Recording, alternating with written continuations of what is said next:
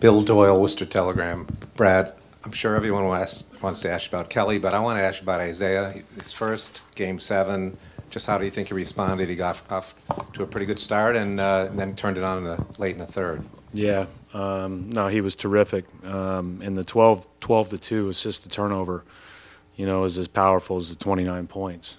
I thought he made a lot of great plays. A lot of those shots that others made in the fourth quarter were off of his passes, or started with them putting two guys on Isaiah.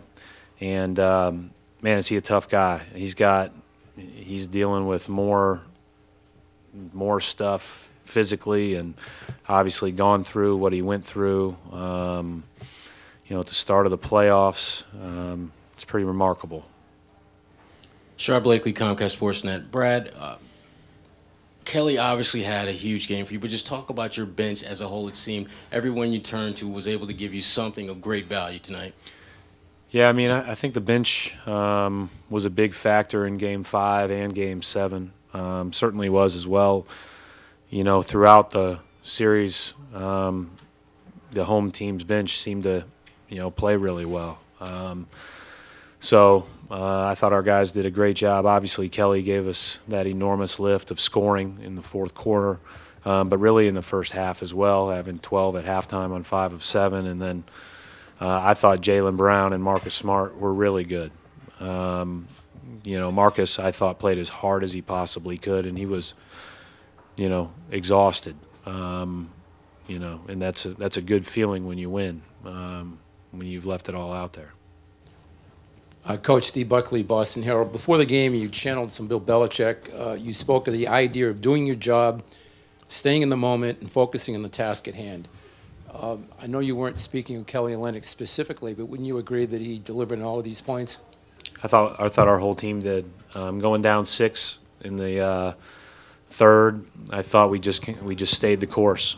We made the next right play, and you know, turned our level up a little bit. I thought at the start of the third we were getting outplayed, and then about 5 minutes and on, we were pretty good. But I thought Kelly, but everybody else that played did too.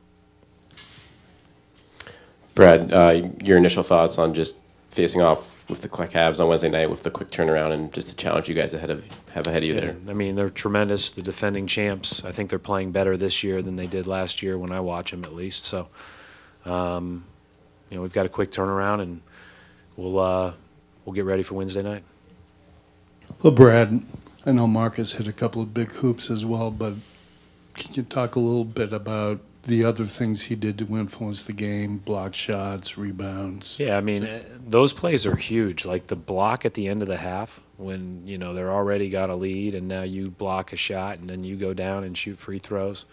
It's a huge play. The plays that he made with the big rebounds, you know, he guarded Beal after Beal got going. And Beal was tremendous tonight. So, and those 2 big threes were, you know, it's exactly what we talk about. You know, we can talk about Marcus's shooting percentage all year long, all we want, but I think we all know that when it's all on the line, he's going to make it. And, you know, that's a unique trait, I think. Brad, Jeff Zilga, USA Today.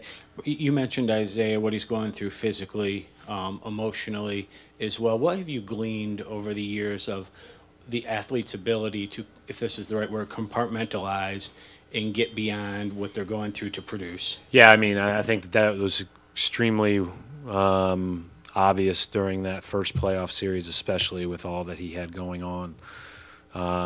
It's amazing. I mean, I think that obviously these guys out here can do things physically that most people can't do, but the resolve and the ability to compartmentalize, as you said, and perform on that stage that way, I mean, that's another very, very rare skill set, I think, and hats off to all of them, but Isaiah certainly is special in that regard.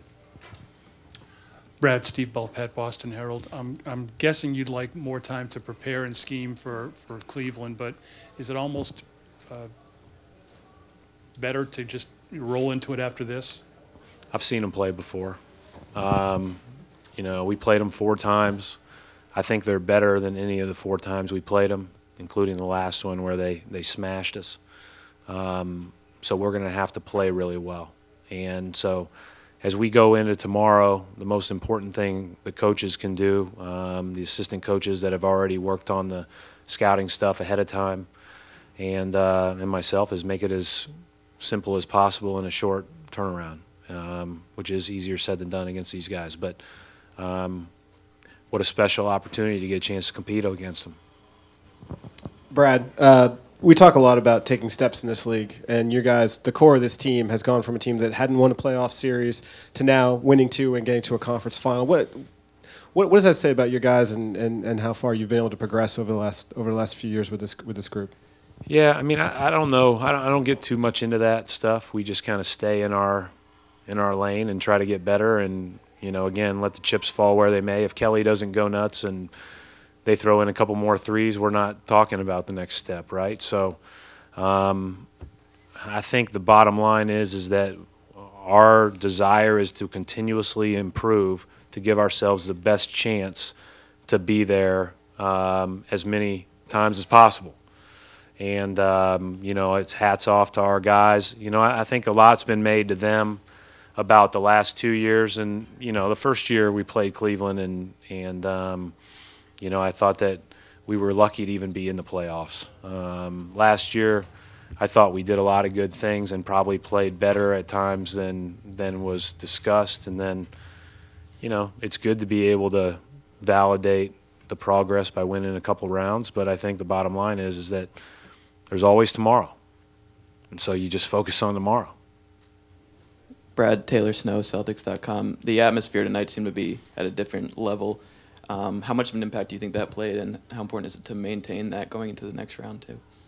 I mean, it was ridiculous. It was fantastic. It was unbelievable. I've tried to tell my friends back in Indiana, even being in the last 2 years in the playoffs, that there's no place like this building in the playoffs.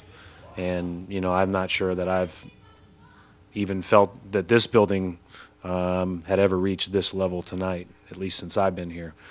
I wasn't fortunate enough to live some of those good memories of the past. But hopefully we can keep, you know, having nights like tonight.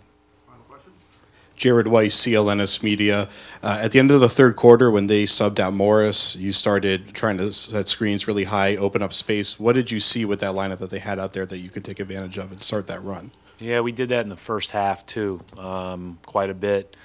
You know, they're putting so much attention on Isaiah. We just decided to bring the horn screen up, you know, 10 feet or so to give him more space to turn the corner. And he did a really good job of that, both in the first half. It was a very efficient action in the first half, and then was so again in the second. That only works if you've got guys that can shoot around it. And so we had a good shooting lineup in, and guys played well together.